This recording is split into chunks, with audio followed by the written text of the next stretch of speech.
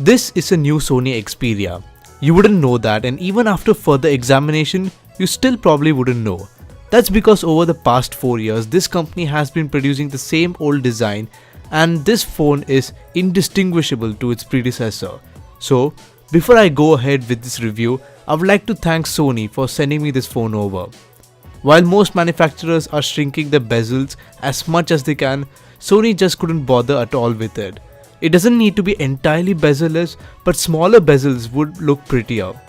Having front speakers, which by the way are really good, does justify those bezels to some level. The design is getting a little too old, and it's best in the company's interest to retire this look. The slightly slippery all aluminium body feels and looks premium, but the absence of a glass back means that there is no option for wireless charging. This phone comes with a 5.2-inch Full HD screen, which admittedly in 2017 is not the most impressive, but Sony's Bravia TV knowledge is being put to good use here. The color representation is vibrant while not being oversaturated, viewing from different angles is not an issue at all, and everything on the screen is legible even on the brightest of days. This phone will be perfect for users who prefer smaller displays. Sony hasn't skimped on I/O with a Type-C port and thankfully retaining the headphone jack, so you need not worry carrying an adapter with you. The stuff underneath this body is the regular 2017 high-end smartphone recipe, with the ingredients being a Snapdragon 835, an Adreno 540, 4GB of RAM and 64GB of expandable storage. So, performance is as snappy as you would expect it to be. It will handle just about anything you throw at it, and that's partly due to Sony's iteration of Android. The XZ1 comes with Android Oreo right out of the box, and just like the phone's design, the interface is pretty familiar, though there have been a few alterations such as flatter icons, long pressing icons to reveal more functions, and the various transitions you can choose from. I was really satisfied with the software experience even though it isn't jam-packed with extra features. I haven't faced any hiccups during my usage due to the light and unbloated UI, where the only extra applications include some of Sony's apps and AVG protection. I just hope Sony has planned a regular and quick update cycle for their software. Speaking of software, that's one place Sony usually messed up in the camera in the past, which is kinda unfair to the excellent hardware packed in the phone. How does the XZ1 fare then? Let's first talk about the interface. Since my review of the XA1, the UI has been the same.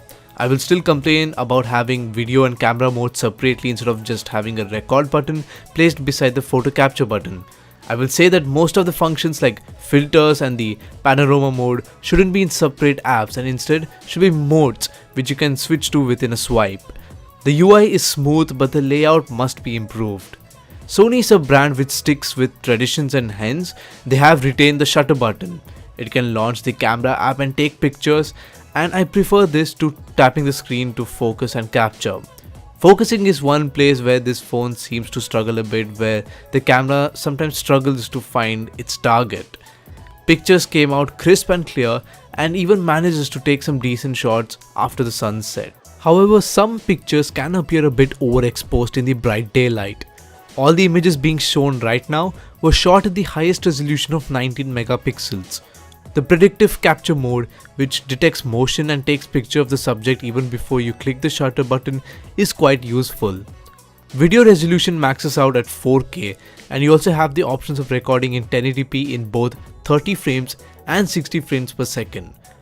The quality is good and the video is well stabilized as you would expect from any premium handset of this price, and the quality is acceptable in low light conditions.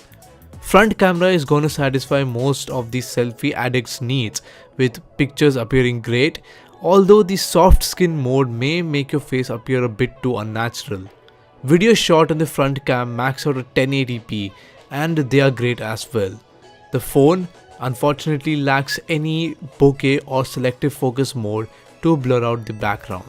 The two features I was really eager to try were the 960 frames per second super slow motion camera and the 3D creator, features which were inherited from the more expensive XZ Premium.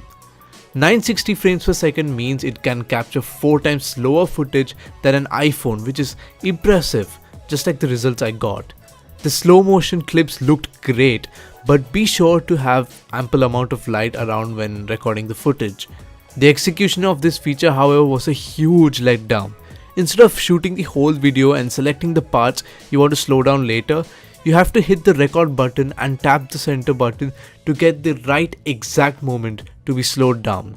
That's a big problem because we usually take slow motion videos of fast movements and reflexes aren't quick enough to react to those moments. So unless the event being recorded is either pre-planned or constant, you are bound to miss the exact moment. You also can't choose the speed you want the slowed down footage to be. Moving on to the 3D creator, you get 4 different scan modes: face scan, head scan, food scan and freeform scan.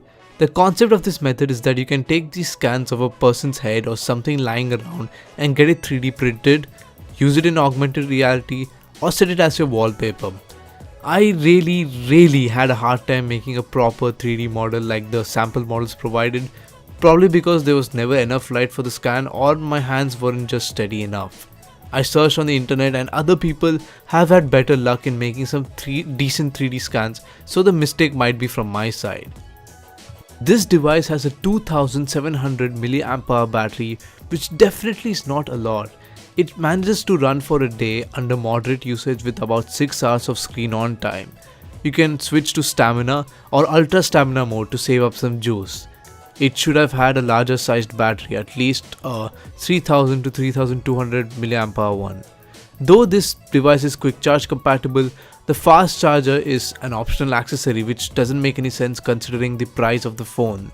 Also, when I charge my device, I would like to see how much time is left for the device to get fully charged. I hope this is added in a future update.